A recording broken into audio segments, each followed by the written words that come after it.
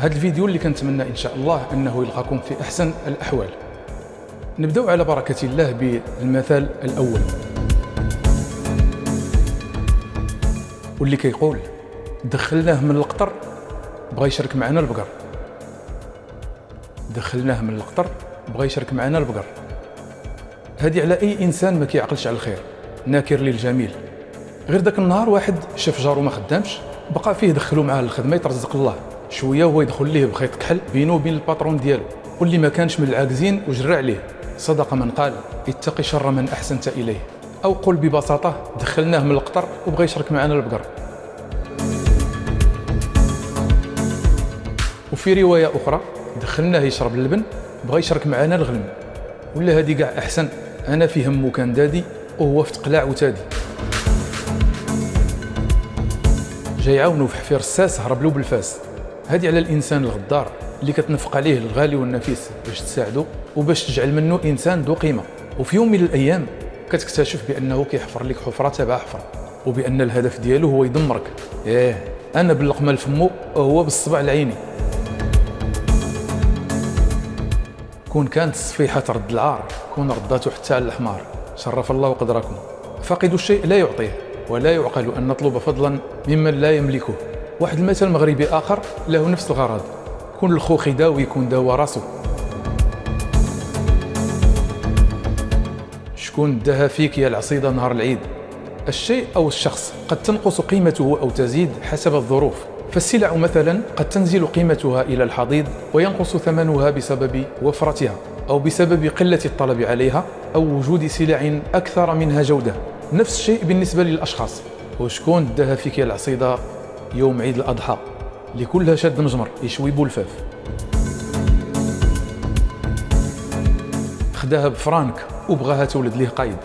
خداها بفرانك وبغاها تولد ليه قايد. زعما إلا اختاريتي زوجة من عائلة منحرفة فما تنتظرش منها المستحيل، أو أنها تولد لك وليدات اللي كيحشموا، وليدات اللي في المستوى المطلوب وتعطيهم التربية اللازمة. جبنا هذا المثال ماشي باش نقللوا من قيمة الزوجة الفقيرة ماديا، حاشا معاذ الله، ولكن الفقيرة أخلاقيا.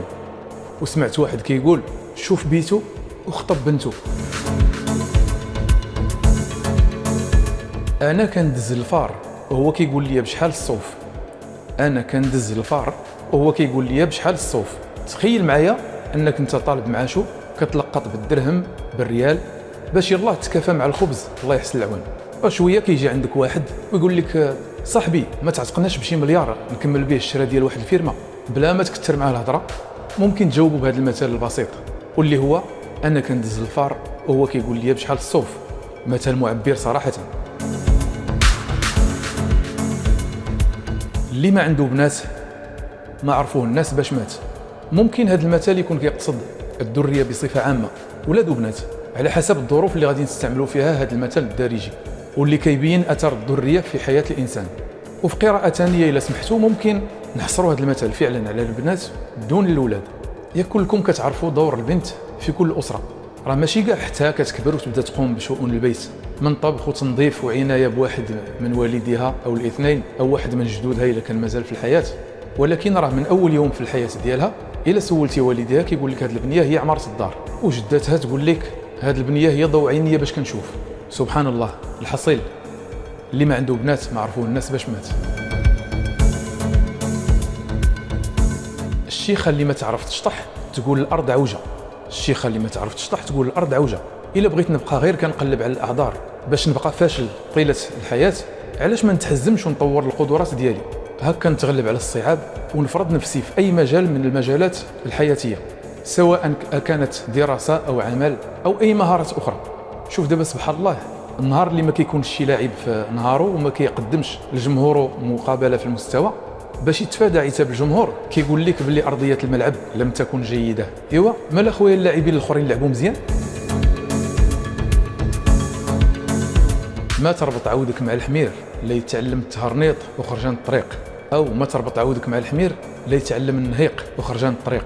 المقصود هنا ماشي الحيوانات، لان الامثال دائما ما كيكون عندها مغزى اعمق، لان الامثال دائما ما كيكون عندها مغزى اعمق من الظاهر.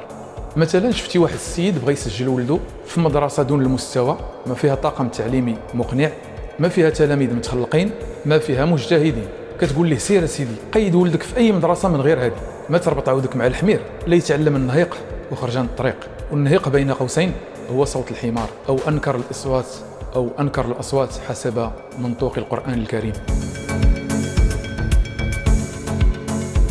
بغى يهز الدجاج ما لقى غير العجاج، بغى يهز الدجاج ما لقى على العجاج.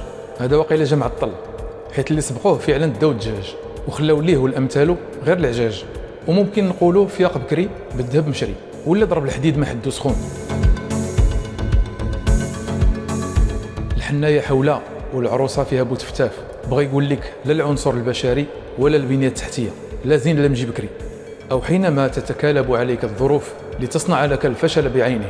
ياك قالوا الفقيه دحمان قرا البراء 7 أيام وقال لهم الخط عيان.